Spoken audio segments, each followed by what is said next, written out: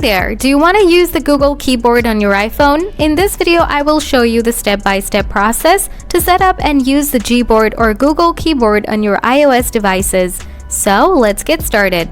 First, open App Store, type Gboard. Now download the Google Keyboard for your iPhone. Once it gets installed, tap on Open. Now, it's going to show you all the Google Keyboard features. Now to set this up, tap Get Started. Here you will get all the options and settings of your Google Keyboard. Now to set up the keyboard, tap Enabling Full Access. Tap Get Started. Now tap Keyboard. Turn on Allow Full Access. Now let's open the keyboard and try this out.